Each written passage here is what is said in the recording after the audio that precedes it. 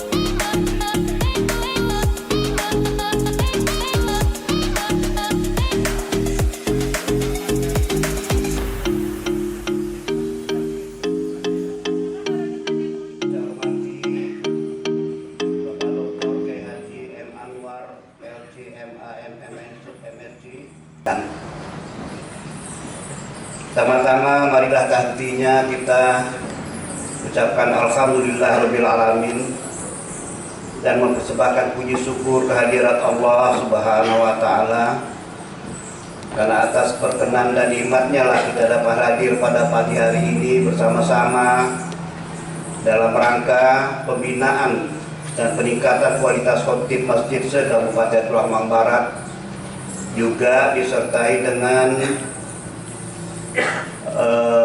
pengukuhan pengurus IKDRI Tulang Bang Barat.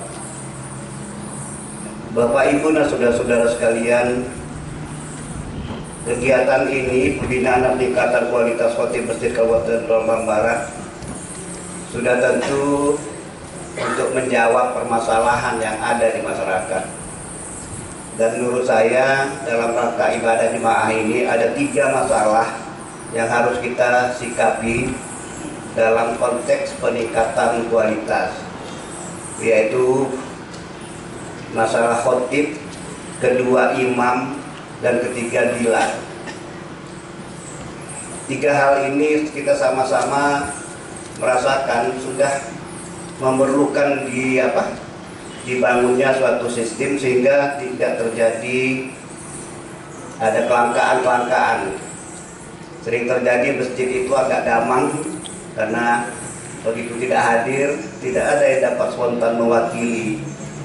Bahkan juga buyurnya di asinan juga sering begitu. Nah, artinya Pak Kabak Kesra, ke depan tiga hal ini bersama para tokoh-tokoh agama perlu kita tingkatkan baik kualitas maupun kuantitasnya. Pada kesempatan ini saya berharap para peserta untuk dapat meningkatkan kualitas sebagai khotib masjid yang mempunyai kompetensi di bidang keagamaan yang mumpuni dan mendalam, serta memiliki kefasihan dalam melafalkan dan memahami Al-Quran dan As-Sunnah. Sebagai umat Islam tidak secara otomatis menjadi umat terbaik. Menjadi umat terbaik dalam Islam merupakan satu tantangan yang sangat berat. Apalagi jika kita melihat keadaan hari ini, di mana kejahatan bertebaran di lingkungan masyarakat, krisis moral terjadi di kalangan pelajar, dan masih banyak lagi kasus-kasus yang dapat kita jumpai dalam konteks keharian. Tambah lagi dengan kemajuan teknologi saat ini, membuat tugas umat Islam bertambah dalam memberantas berita bohong yang bertebaran di berbagai platform media online. Hal ini mengafirmasi tentang pentingnya akhlak di tengah kemajuan zaman yang tinggal lepas landas. Bapak Ibu sekalian, hari ini akan dilaksanakan pembinaan terhadap para khotib. Dan saya menyarankan para pemberi materi agar juga memperhatikan dengan sungguh-sungguh hal yang bersifat praktis. Hal yang kita praktis adalah yang sering kita temui di prakteknya. Salah satunya misalnya tidak ada kesiapan. Saya sering melihat khotib naik ke atas langsung cari buku, buka-buka, ini aja lah baca A sampai Z. Sudah jelas nggak berkualitas seperti ini. Celakanya lagi dia baca itu A sampai Z nggak pernah lihat jemaah. Terus nih. Sehingga nggak ada intonasi, nggak ada tekanan gitu. Praktis-praktis saya katakan bila perlu ya di tag-nya itu dipotong-potong gitu. Potong-potong sehingga intonasi jadi bagus. Apalagi kalau ada yang nulis itu satu paragraf, satu alinea itu panjang sekali. Kalau dibaca putus napas. Ya, saya kira ini perlu perhatikan. Kemudian kontekstual. Kontekstual ini ada dua. Yang pertama menyangkut tema. Misalnya sedang bulan puasa sudah jelas temanya ya di lingkaran bulan Ramadan itu. Yang kedua intonasi saya katakan tadi. Kemudian juga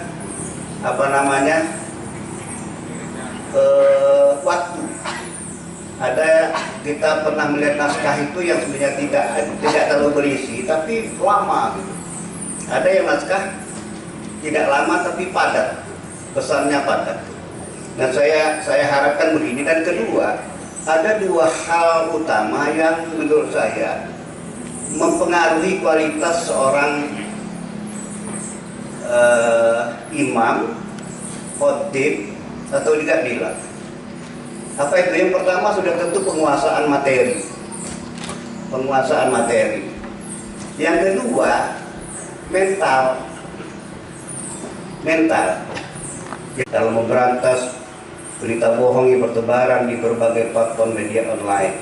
Hal ini mengafirmasi tentang pentingnya akhlak di tengah kemajuan zaman yang tinggal lepas landas. Bapak Ibu sekalian, hari ini akan dilaksanakan pembinaan terhadap para khotib. Dan saya menyarankan para pemberi materi agar juga memperhatikan dengan sungguh-sungguh hal yang bersifat praktis. Hal yang kita praktis adalah yang sering kita temui di prakteknya. Salah satunya misalnya tidak ada kesiapan. Saya sering melihat khotib naik ke atas langsung cari buku, buka-buka, ini aja lah baca A sampai Z. Sudah jelas nggak berkualitas seperti ini. Celakanya lagi dia baca itu sampai Z nggak pernah lihat jemaah. Ngomong terus nih. Sehingga nggak ada intonasi, nggak ada tekanan gitu. Praktis-praktis saya katakan bila perlu ya di tag-nya itu dipotong-potong gitu. Potong-potong sehingga intonasi jadi bagus. Apalagi kalau ada yang nulis itu satu paragraf, satu alinea itu panjang sekali. Kalau dibaca putus napas. Ya, saya kira ini perlu perhatikan. Kemudian kontekstual. Kontekstual ini ada dua. Yang pertama menyangkut tema. Misalnya sedang bulan puasa, sudah jelas temanya ya di lingkaran bulan Ramadan itu. Yang kedua intonasi saya katakan tadi. Kemudian juga waktu. Ada kita pernah melihat naskah itu yang sebenarnya tidak terlalu berisi, tapi lama. Ada yang naskah tidak lama tapi padat, pesannya padat.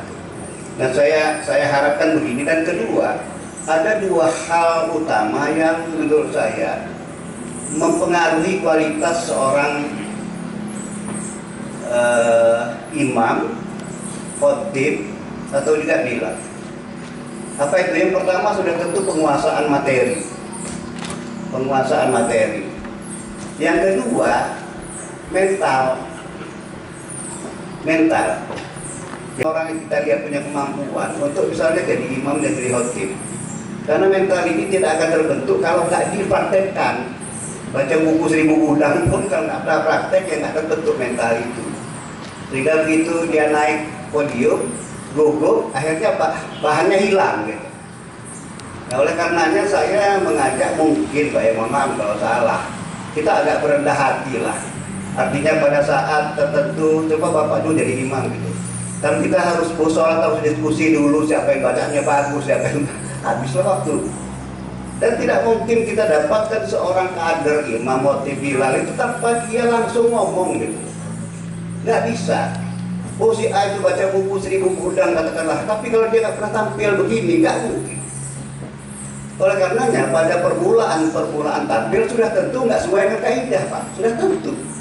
Karena dia mungkin lagi gugup, masih Nah, bisa kita temukan dua hal. Pertama, orangnya memang pede gitu ya, tapi nggak seberapa isinya. Tapi dia pede, tampil bagus. Ada orang yang sangat berisi, tapi karena jarang tampil, pas tampil ya sulit gitu.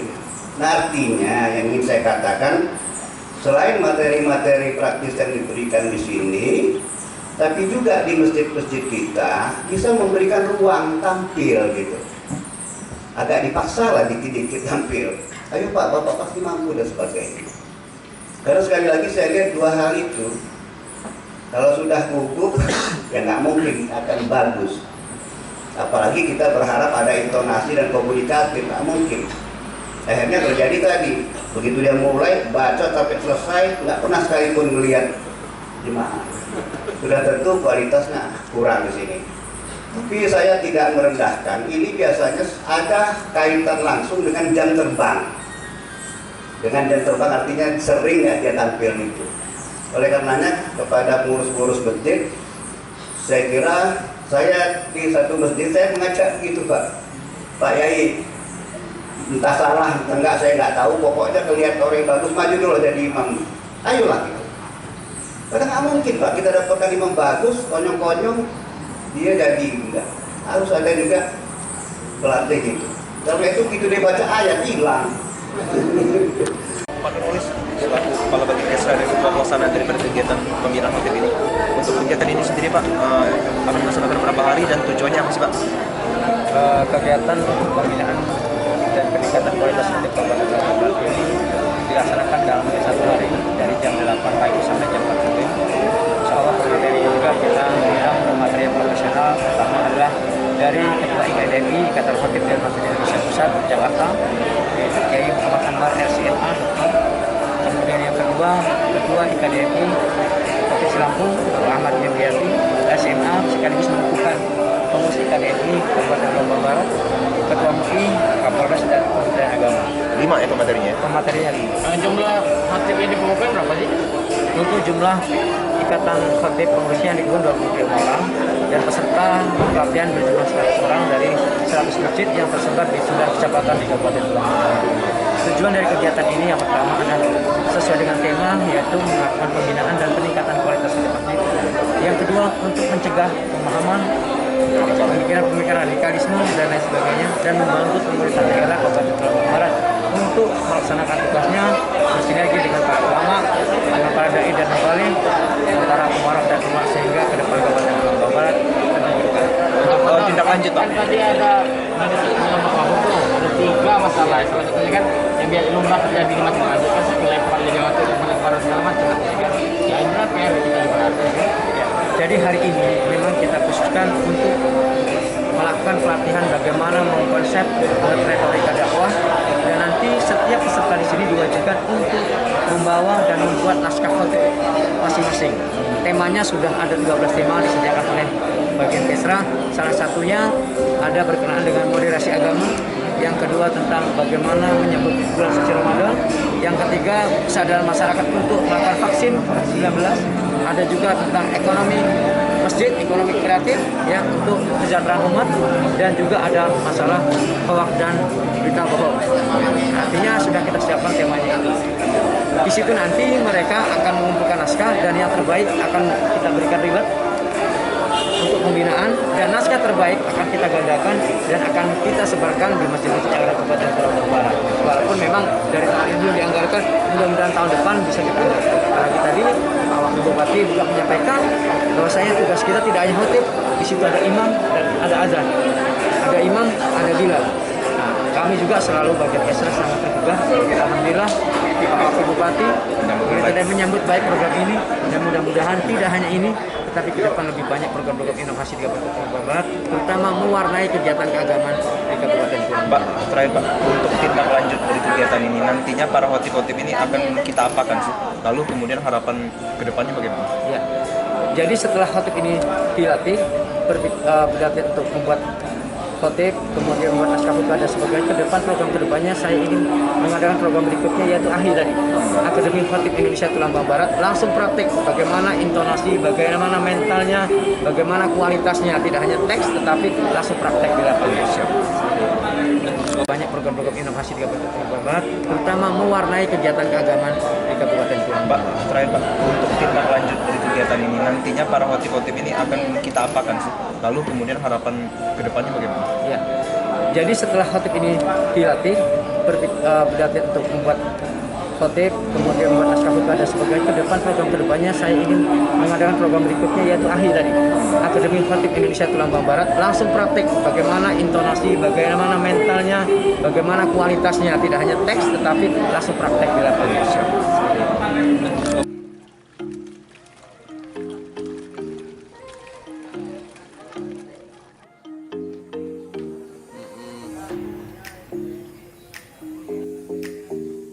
Pesan.